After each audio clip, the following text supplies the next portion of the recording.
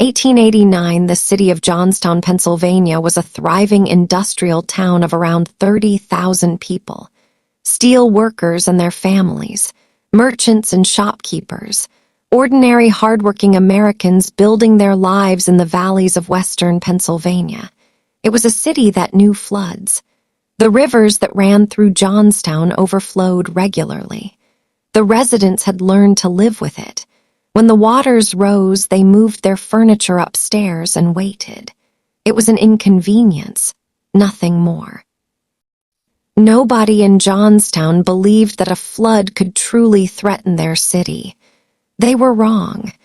And the reason they were wrong was sitting 14 miles upstream, hidden behind a wall of earth and clay, a disaster waiting to happen, and the wealthy men who owned it knew. 14 miles upstream from Johnstown sat the South Fork Dam. It had been built in the 1850s to supply water to a canal system. When the canal became obsolete, the dam was sold and eventually fell into disrepair. It was poorly maintained, poorly engineered, and sitting behind it was an enormous reservoir called Lake Conemaugh, holding back over 20 million tons of water. In 1879, a group of wealthy Pittsburgh industrialists purchased the dam and the surrounding land. They formed the South Fork Fishing and Hunting Club, an exclusive retreat for some of the most powerful men in America. Andrew Carnegie was a member. Andrew Mellon was a member. Henry Clay Frick was a member. The richest men in Pennsylvania came to fish and relax at their private lake, and the dam that held that lake back was their responsibility. South Fork Fishing and Hunting Club was one of the most exclusive private clubs in America. Its members paid handsomely for the privilege of fishing and boating on their private lake. They built elegant cottages along the shoreline. They held parties and regattas. They entertained their families in luxury, while the steel workers whose labor had made them wealthy lived in the valley below. Engineers had repeatedly warned the club that the dam was structurally unsound, that it needed significant repairs, that the spillways were inadequate to handle heavy rainfall. The club made some modifications, but they were insufficient, and critically they lowered the height of the dam to allow 2 carriages to pass side by side across it. A cosmetic change that reduced the dam's capacity to hold back water. The warnings were ignored. The repairs were inadequate. And in late May 1889 it began to rain. On May 30th and 31st, 1889, an extraordinary amount of rain fell across western Pennsylvania, one of the heaviest rainfalls in the region's recorded history. The rivers around Johnstown began rising rapidly. Lake Conemaugh behind the South Fork Dam began filling at an alarming rate. Club employees could see that the water level was dangerously high. They worked frantically to try to increase the flow through the spillways, to reduce the pressure on the dam. It was not enough. On the morning of May 31st, a club engineer rode down to Johnstown to warn residents that the dam might fail. Some people took notice. Most did not. They had heard warnings before. The dam had always held, and they had no way of knowing that this time was different. This time the dam was already failing. At 3:10 p.m. on May 31st, 1889, the South Fork Dam gave way. The entire structure collapsed within 45 minutes. 20 million tons of water that had been held back for decades was suddenly free, moving at 35 miles per hour, carrying with it everything in its path: trees, buildings, locomotives, entire houses. The wave was described by survivors as a hill of water, a black mass of churning debris 60 feet high moving down the valley like a living thing. Unstoppable, inevitable. The people of Johnstown had approximately 65 minutes from the time the dam broke to the time the water reached their city. Some received warnings and fled to higher ground. Many did not receive any warning at all. When the wall of water hit Johnstown, it was like nothing anyone had ever seen or would ever see again. Entire city blocks were swept away in seconds.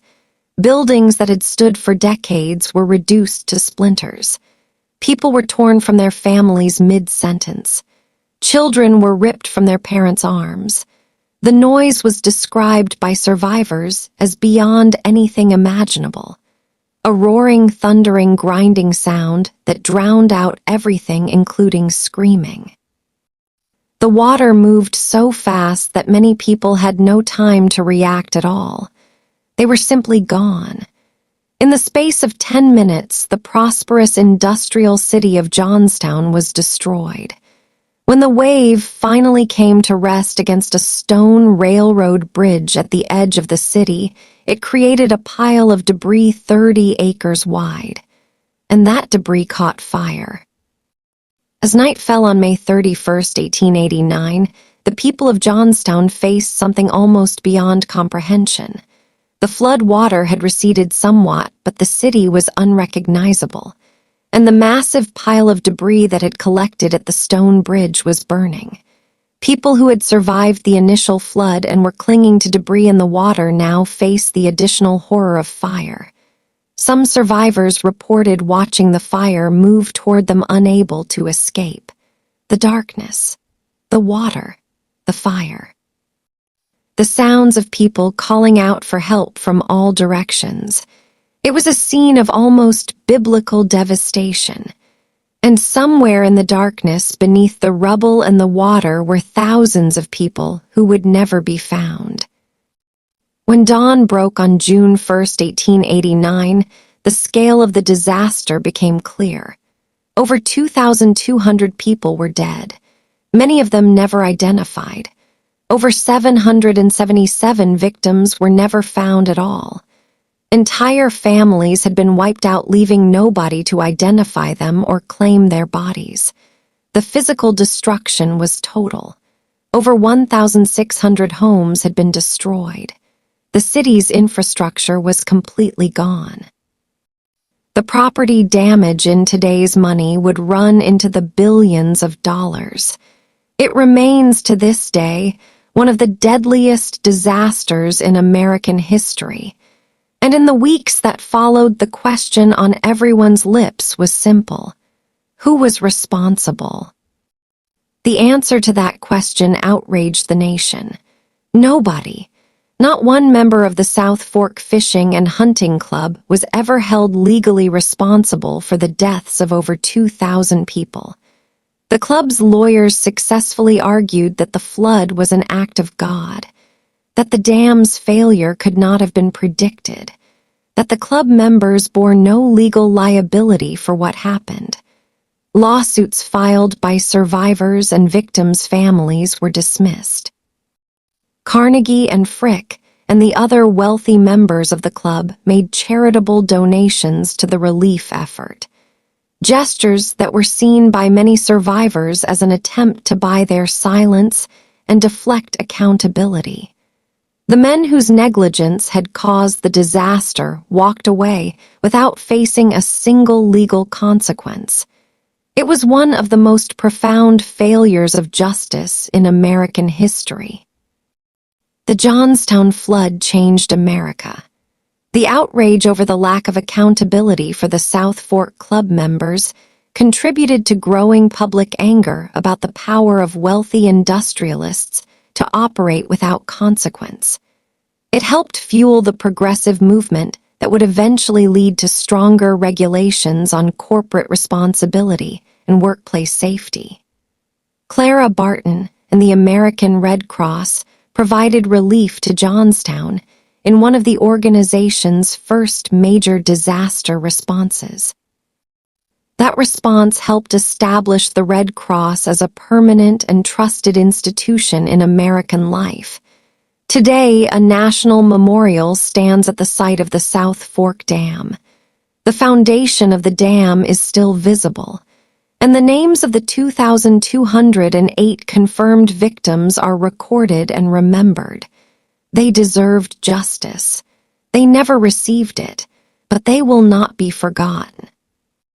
20 million tons of water, 2,200 lives lost, an entire city destroyed in minutes, and not one person held accountable.